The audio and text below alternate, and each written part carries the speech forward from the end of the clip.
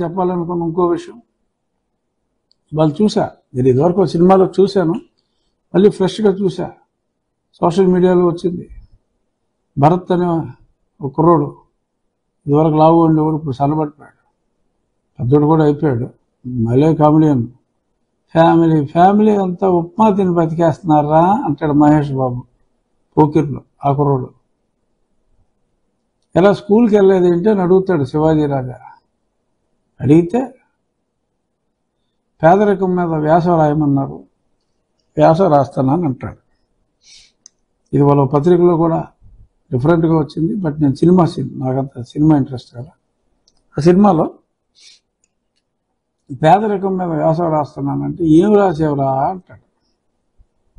ఏముంది, అనగా అనగా అనగా ఓ పేదోడు, వాడే కాదు పేదోడు, వాళ్ళ తల్లి తండ్రి, వాళ్ళ ఇంట్లో పనిచేసే తోటమాలి, ఆఖరికి వాళ్ళ ఇంట్లో పనిచేసే వంటోడు, అంతేకాకుండా వాళ్ళ బింజికారు నడిపే కారు డ్రైవర్ కూడా పేదవాడే.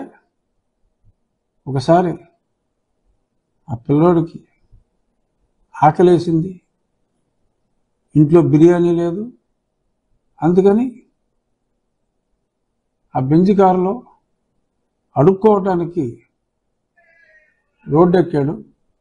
బెంజ్ కారులో అడుక్కోవటానికి రోడ్డు ఎక్కాడు అని చెప్పంటే ఆ శివాజీ రాజా, ఒరే దరిద్రుడా, బెంజ్ కారులో తిండికి లేక అడుక్కుంటావేంట్రా, వంటోడు, తోటమాలి, డ్రైవర్లు ఉన్నోళ్ళు పేదోళ్ళు ఎలా అవుతారా, దరిద్రుడా అని చెప్పి ఆ యాక్టర్ భరత్ని శివాజీ రాజా తిడతాడు. అలాగా మరి ఇప్పుడు జగన్మోహన్ రెడ్డి గారిని ఎంతమంది తిడతారో నాకు తెలియదు. ఏదో సినిమాలో తండ్రి క్యారెక్టర్, కొడుకు క్యారెక్టర్ కాబట్టి ఒరే దరిద్రుడా ఉంది, అలా అనమని నేను అంటలా. కానీ నిన్న బుట్టా రేణుక చెల్లెమ్మ పాపం ఆర్థికంగా అంతంత మాత్రం చెల్లెమ్మ, సో మీరు చూసుకోవాలి, ఓటేయాలి. గతంలో ఆవిడ పోటీ చేసినప్పుడు ఆవిడ ఆస్తి 247 కోట్లు అఫిడవిట్లో. అవును, ఆవిడ బేద్దే.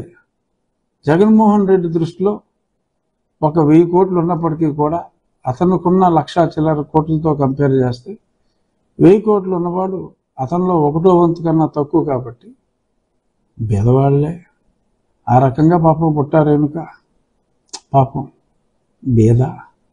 ఇటువంటి బేదల పక్షాన్నే ఆయన పెత్తందారులతో పోరాడుతూ ఉంటాడని చెప్పి అనిపిస్తుంది. అలాగే ఇంకా 5 సార్లు ఎమ్మెల్యే చేశారు రాంభూపాల్ రెడ్డి గారు, పాపం ఇతను కూడా ఆర్థికంగా అంతంత మాత్రమే.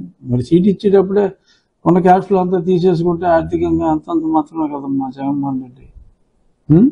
సో ఇలా ఒక 5గురిని ప్రవేశపెట్టి పాపం ఆర్థికంగా అంతంత మాత్రం అని చెప్పి మరి ఆయన చెప్పాడు. మరి అలాంటి మాటలు దయచేసి నమ్మొద్దు. అలాగనే ఆ కొడుకుని, ఆ తండ్రి ఆ సినిమాలో తిట్టినట్టు తిట్టొద్దు. తిట్టడం మన పద్ధతి కాదు. కానీ దయచేసి అర్థం చేసుకోండి, ఎటువంటి గలీజు మాటలు మాట్లాడుతున్నారు. 99% మనం అమలు చేశామంటారు. 99% చేయలే, కానీ 99% చేసామంటారు. ఇలా రకరకాలుగా ప్రలోభ పెడతా ఉంటారు. సో దయచేసి అతడి బీద అరుపులు,